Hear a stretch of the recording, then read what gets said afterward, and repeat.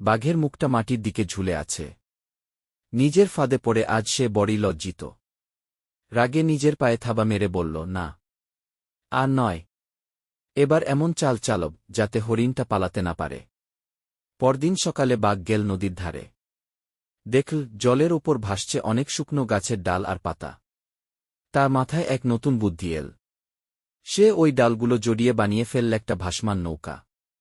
নিজে তাতে চেপে লুকিয়ে রইল নদীর মাঝখানে। বেশ কিছুক্ষণ পর হরিণ এল পানি খেতে। চুপচাপ চারদিক দেখে নিল। আজ যেন সব ঠিকঠাক। বাঘকেও কোথাও দেখা যাচ্ছে না। হরিণ ভাবল, বোধহয় বাঘ আজ নেই। তাই নিশ্চিন্তে জলে মুখ নামাল।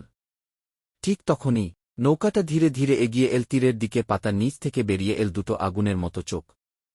হরিণ ভয় পেয়ে গেল, কিন্তু তার বুদ্ধি তখনও ঠান্ডা। সে বলল, আরে বাগদা, তুমি তো খুব শক্তিশালী, কিন্তু জলে তো ভয় পান না তো? বাঘ গর্ব করে বলল, আমি বাঘ। বাঘরা কি কখনো জলে ভয় পায়? হরিণ হেসে বলল, তাহলে তো দেখছি তুমি ডুবে যাওনি, কিন্তু নৌকাটা তো একটু একটু করে নিচে নামছে।